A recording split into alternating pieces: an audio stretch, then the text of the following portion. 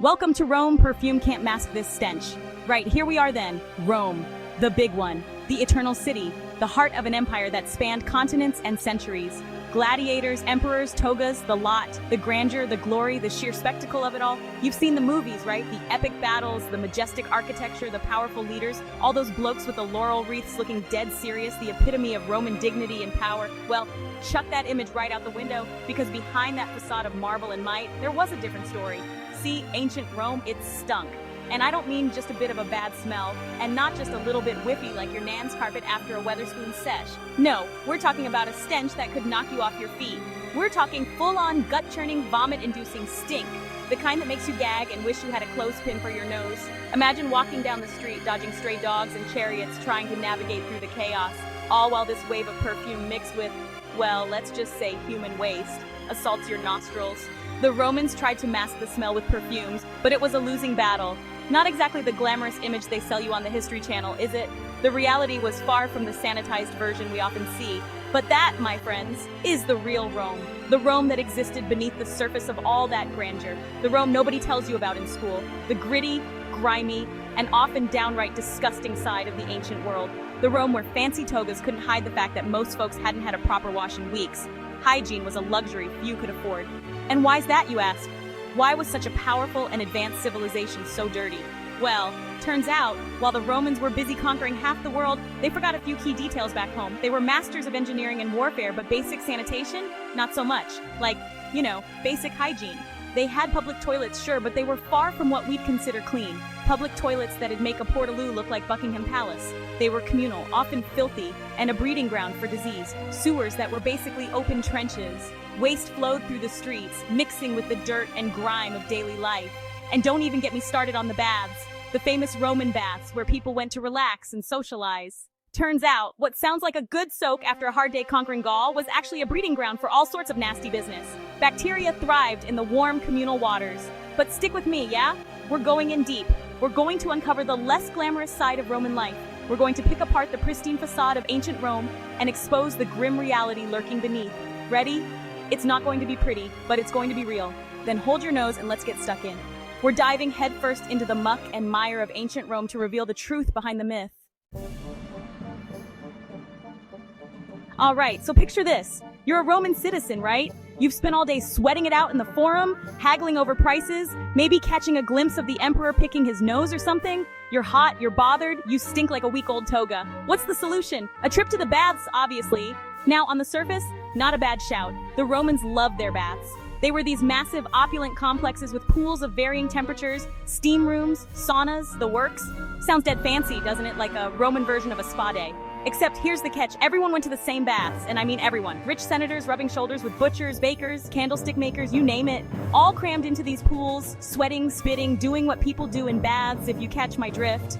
Now imagine for a minute what that does to the water quality. No chlorine, no fancy filtration systems, just the same water getting progressively filthier as the day went on. Add to that the fact that folks would often use the baths as a public toilet. Classy, I know. And you've got yourself a recipe for disaster. We're talking eye infections, skin diseases, all sorts of nasty stuff just breeding in those warm, stagnant waters. Turns out, those Roman baths weren't so hygienic after all. In fact, they were basically giant petri dishes, just waiting for the next outbreak to hit. But let's back up a bit and talk about how these baths were constructed. The Romans were master engineers. They built aqueducts to bring fresh water from miles away, and intricate plumbing systems to heat the water. They even had a hypocaust system, which was an ancient form of underfloor heating. Hot air would circulate beneath the floors and through the walls, keeping the baths warm and toasty. These bathhouses were divided into different sections: the frigidarium for cold baths, the tepidarium for warm baths, and the caldarium for hot baths. People would move from one section to another, gradually increasing their body temperature. It wasn't just about getting clean, it was a social event. People would chat, play games, and even conduct business deals. Vendors would sell snacks and drinks, making it a lively, bustling place. Musicians and entertainers would perform, adding to the festive atmosphere. There were even massage therapists to help you relax after a long day. Some bathhouses offered medical treatments using the warm waters for therapeutic purposes. And let's not forget the graffiti. The walls of these bathhouses were often covered in graffiti, giving us a glimpse into the lives of everyday Romans. Inscriptions ranged from love notes to political commentary, making the bathhouses a rich source of historical information. Despite the unsanitary conditions, the baths were a melting pot of Roman society, bringing together people from all walks of life. Families would bring their children, making it a communal experience. The elderly would come to soothe their aching joints, finding relief in the warm waters. Athletes would use the baths to relax their muscles after intense training sessions. Philosophers would gather to discuss ideas, turning the baths into a hub of intellectual activity. In essence, the Roman baths were more than just a place to get clean. They were a cornerstone of Roman culture and society. However, as time went on, the conditions of these baths deteriorated, leading to the health issues we mentioned earlier. Eventually, many of these grand bathhouses fell into disrepair and were abandoned. Today, we have modern spas that offer a similar experience but with much better hygiene standards. Advanced filtration systems and strict hygiene protocols ensure that we can enjoy the benefits of communal bathing without the risks. So next time you visit a spa, take a moment to appreciate the luxury of clean, filtered water and the absence of ancient Roman hygiene issues. And remember, while the Romans may have had their troubles, their innovations laid the groundwork for the luxurious spa experiences we enjoy today. The ruins of these ancient bathhouses stand as a testament to their engineering prowess and the complexities of their society. They serve as educational sites, reminding us of the advancements and challenges of ancient civilizations. Tourists from around the world visit these ruins, marveling at the ingenuity and scale of Roman engineering. Guided tours offer insights into the daily lives of Romans, making history come alive.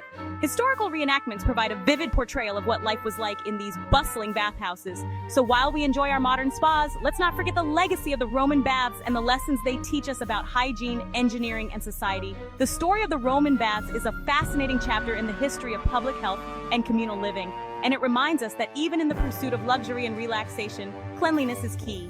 So, next time you take a dip in a pool or relax in a spa, think of the Romans and their grand bathhouses and be grateful for modern hygiene standards. Because after all, nobody wants to end up with a case of ancient Roman eye infection, right? Public bathing, private troubles indeed.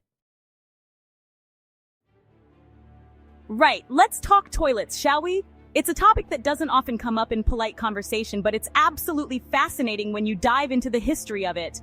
Or rather, the Roman equivalent. You see, the Romans were quite advanced for their time, but their approach to sanitation was, well, let's just say it was a bit different from what we're used to today.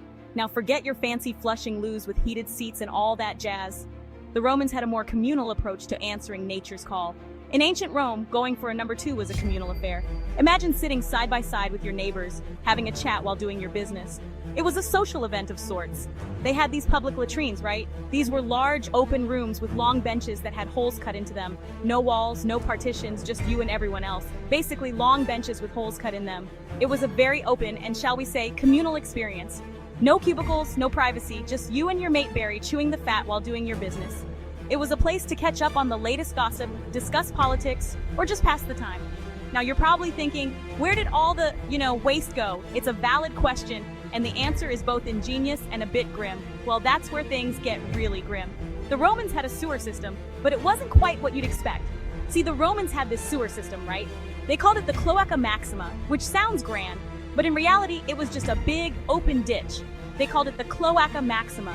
It was one of the earliest sewer systems in the world, and while it was an impressive feat of engineering for its time, it had its drawbacks. Sounded impressive, but really, it was just a big open ditch that ran through the city. All the waste from the public latrines and other sources flowed into this open sewer.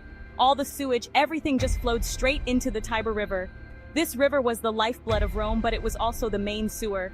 The same river, might I add, that they got their drinking water from. Yes, you heard that right. The Tiber River was both their sewer and their source of drinking water. Can you imagine the smell? The diseases?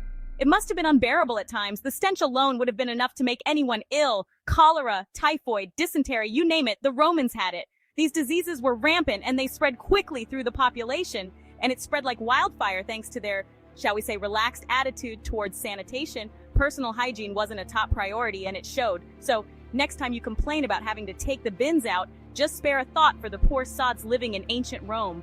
They had to deal with much worse. They literally lived in their own filth. The streets were often filled with waste and the smell must have been overwhelming. Not exactly the glorious empire they make it out to be, is it? Despite their many achievements, the Romans had a lot to learn about sanitation and public health. But let's not be too harsh on them. They did make significant advancements in other areas like their aqueducts.